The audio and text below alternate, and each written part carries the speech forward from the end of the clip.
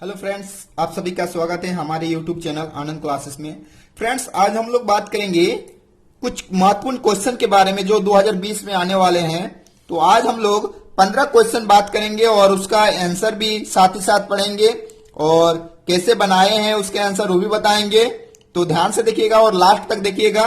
आज हम लोग फिजिक्स को लेके आगे बढ़ते हैं और टॉप 15 क्वेश्चन जो बहुत ही वीवीआई है 2020 के लिए उस पर बात करते हैं। तो चलिए स्टार्ट करते हैं।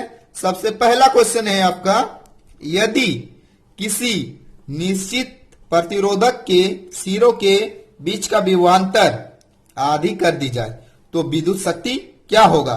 यानी P निकालने बोला है और साथ में आपको क्या दिया हुआ है, R पता है। क्या पता है? R पता है। आपको P निकालना है, साथ में विभवांतर का बात कर रहा है। तो आप वैसा फॉर्मूला याद कीजिए जहां पर P भी हो और R भी हो और V भी हो। तो आप देखिएगा आपको एक फॉर्मूला मिलेगा P equal to V square by R। इस फॉर्मूला के अनुसार अगर हम लोग आगे बढ़ते हैं तो देखते हैं क्या कि P और V क्या है, एक दूसरे का डायरेक्टली प्रोपोर्शनल है। डायरेक्टली प्रोपोर्शनल यानी P बढ़ेगा तो V भी बढ़ेगा। ठीक है, यानी बोल सकते हैं ऐसा, P किसका डायरेक्टली प्रोपोर्शनल है, V स्क्वायर का। यानी V स्क्वायर जितना करेंगे और P वैसे ही वैल्यू आएगा उसका। तो देखिए अभी क्या है, सिरों के बीच का विभवांतर आधी करने बोला है। तो सिरों के बीच का विभवांतर V को आधी करना है। तो V को आधी अगर हम लोग कर देते हैं तो P क्या हो जाएगा, देखिए स्क्वायर कर देंगे तो क्या हो जाएगा, 1/4 हो जाएगा। तो इसका ऑप्शन क्या हो जाएगा, पहला ऑप्शन है 2 गुनी, दूसरा है आधी, तीसरा है 4 गुनी, चौथा है 1/4। तो आंसर क्या होगा आपका 1/4। अगला क्वेश्चन है आपका, निम्नलिखित में से कौन सा गुण एक फ्यूज तार के उपयुक्त नहीं है।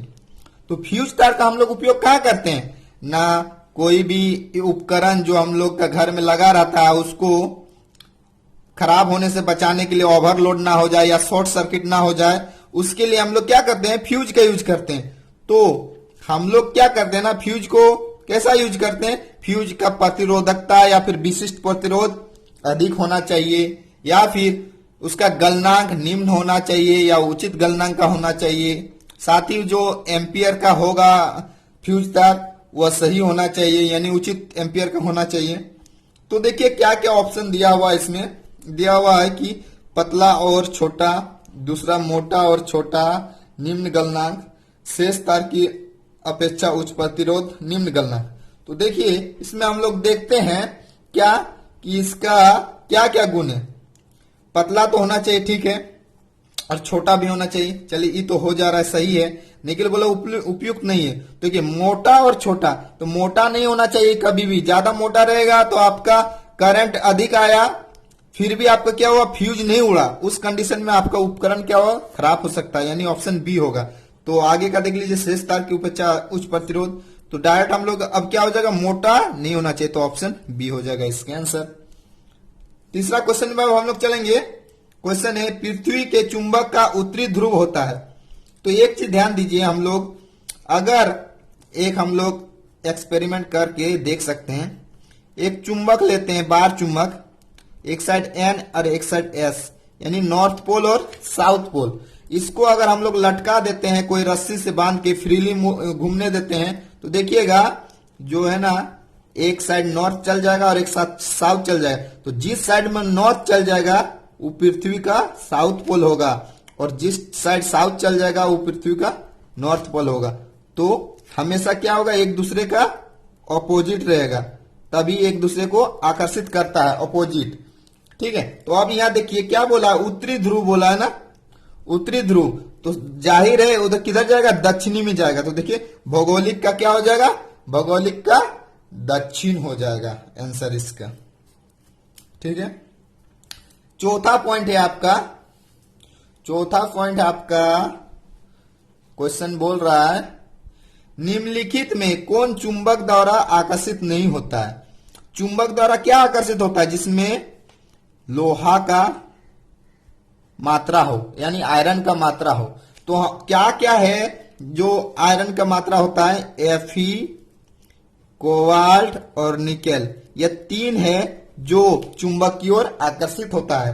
तो देखिए यहाँ पर इस्पात, कोबाल्ट और निकल है। ब्रास में नहीं है, तो ब्रास एक मिश्र धातु है। मिश्र धातु में सिर्फ मैग्नीज और कुछ है जो इसमें आकर्षित होता है, लेकिन यहाँ पर ऑप्शन है ब्रास, ब्रास में आकर्षित नहीं होगा। तो वही पूछा कौन आकर्षित नहीं होगा, तो ऑप्शन सी हो जाएगा इसका। ठीक है, अगला है आपका 5वां क्वेश्चन। जब परिनालिका के बीच विद्युत धारा प्रवाहित होती है तो उसमें चुंबकीय क्षेत्र रेखाएं कैसी होती है। तो परिनालिका मतलब ऐसा है, समझिए, ये आपका परिनालिका है। इसके अंदर विद्युत, इसके अंदर हम लोग क्या करते हैं, कुंडली लपेट देते हैं और करंट उससे भेजते हैं। तो क्या होता है, एक आपका मैग्नेट का जैसा काम करने लगता है। तो इसके अंदर जो है ना, जितना भी आपका क्षेत्र, चुंबकीय क्षेत्र रेखाएं क्या होता है, एक दूसरे का समांतर होता है, यानी पैरेलल होता है। तो इसका भी एक एक्सिस है, इसका एक्सिस है मान के चलिए। तो यह इसके क्या है, पैरेलल है, यानी समांतर है। तो क्वेश्चन में क्या पूछा है, जब परिनालिका के बीच विद्युत धारा प्रवाहित होती है तो उसमें चुंबकीय क्षेत्र रेखाएं होती है, तो कैसा होता है। ऑप्शन है वृत्ताकार, सर्पिलाकार, नली के अक्ष के समांतर। तो क्या होगा, नली के अक्ष के समांतर। इस क्वेश्चन में बोल रहा है कि यहां पर देखिए, यहां पर एक कार है, आगे यहां पर ट्रक है, कार का साइड मिरर लगा हुआ है आपका समतल दर्पण का। ये क्या हुआ ना, आगे निकल गया, इसको पीछे कर दिया, इसको पीछे करके वो आगे चला गया, आगे चला गया। तो इसका स्पीड कितना स्पीड था कार का, 2 मीटर पर सेकंड था। तो आप ध्यान दीजिए, यहाँ पर साइड मिरर है, मान के चलिए साइड मिरर है। तो इधर जो कोई वस्तु 2 मीटर प्रति सेकंड से आ रहा है, तो और प्रतिबिंब में क्या होगा, मिरर की ओर 2 मीटर प्रति सेकंड की ओर वेग से आएगा। तो इस कंडीशन में जब दोनों एक दूसरे का ऑपोजिट है, तो हम मिरर वाला में बताए थे कि जब उस कंडीशन में जो आदमी या जो भी हो जो उस प्रतिबिंब को देख रहा है, अगर उसको पूछा जाए कि प्रतिबिंब किस वेग से आ रहा है, तो आपस में वो दोनों वेग क्या होता है, जुट जाता है। तो इधर से 2 मीटर प्रति सेकंड से कार गया, उसको ओवरटेक कर दिया, यानी पीछे कर दिया। तो उसका वेग और प्रतिबिंब जो इधर आया दर्पण की ओर, उसका वेग दोनों जुट गया।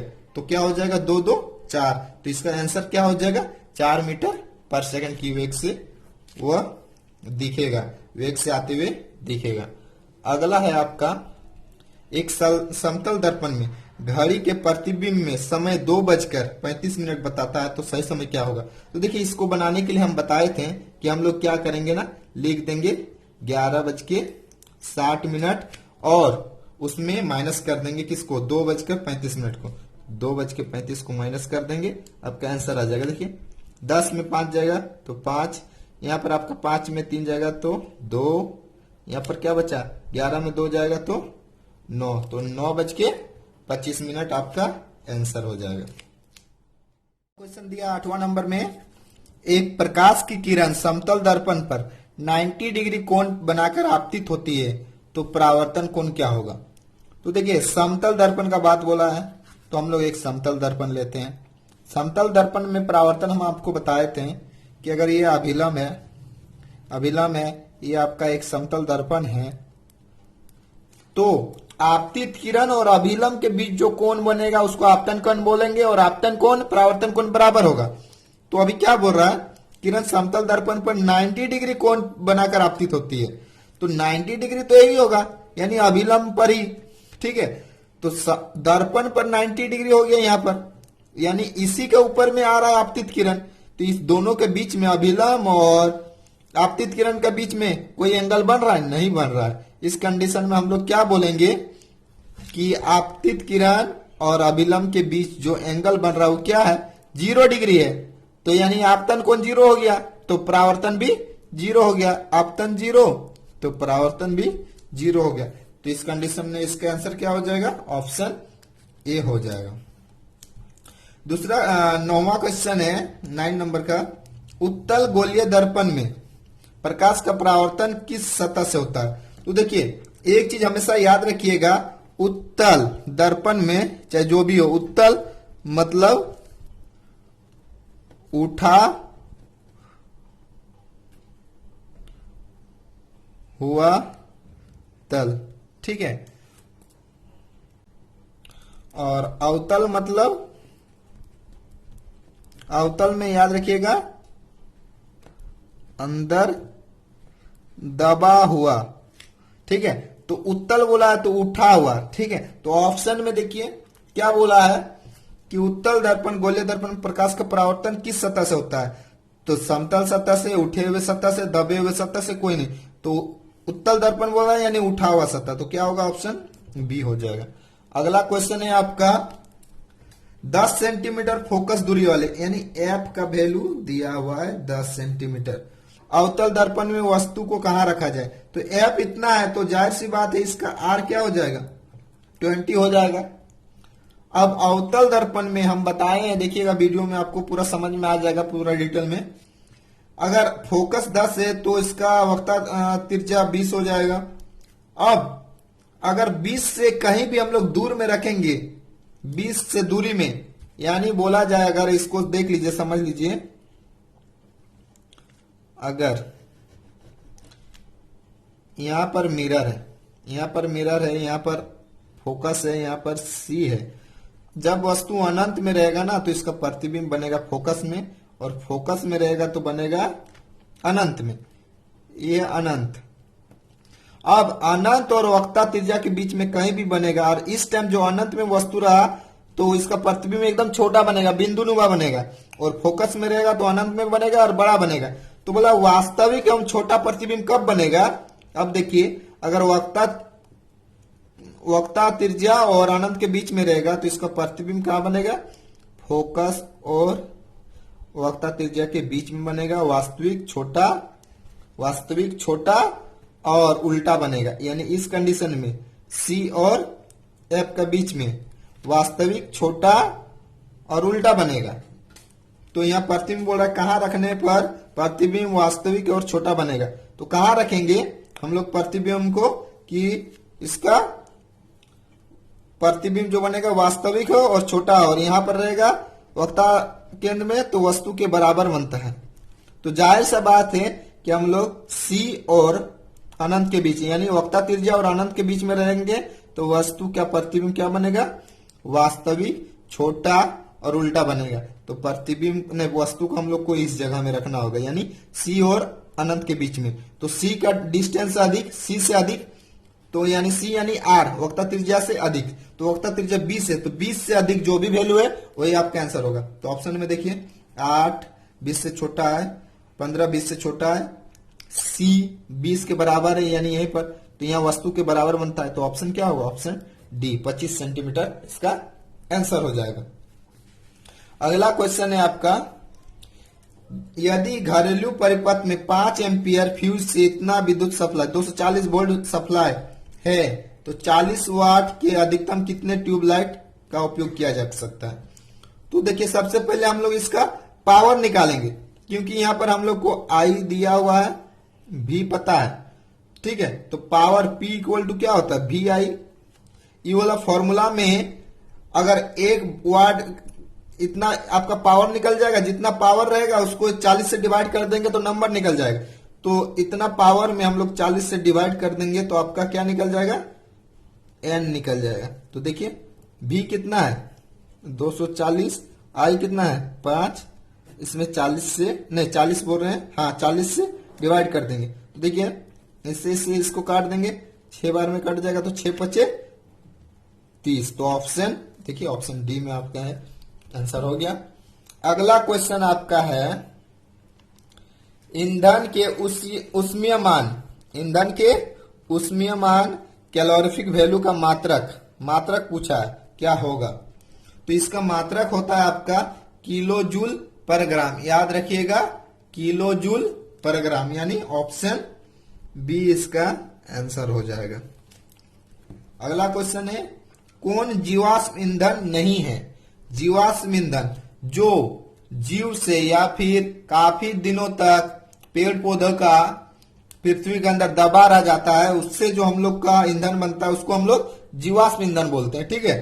तो देखिए कोयला भी जीवाश्म ईंधन है, पेट्रोलियम भी जीवाश्म ईंधन है, और आपका प्राकृतिक गैस नेचुरल गैस भी जीवाश्म ईंधन है। तो क्या नहीं है ना, बायोगैस क्या है, जीवाश्म ईंधन नहीं है, तो इसका आंसर क्या हो जाएगा आपका बायोगैस। अगला क्वेश्चन है आपका 14 नंबर का क्वेश्चन है आपका, निम्नलिखित में कौन सा गैस अम्लीय वर्षा का संगठक नहीं है। तो अम्लीय वर्षा में क्या क्या देखिए, नाइट्रोजन मोनोऑक्साइड, ये अभी क्या है एक आपका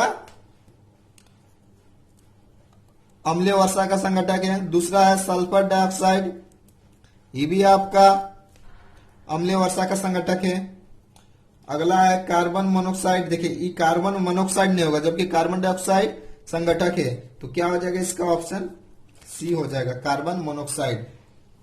अगला है ऑप्शन क्वेश्चन आपका, सौर स्थिरांक का मान क्या होता है। सौर स्थिरांक का मान क्या होता है, 1.4 किलोवाट पर मीटर स्क्वायर होता है, यानी ऑप्शन सी इसका आंसर हो जाएगा।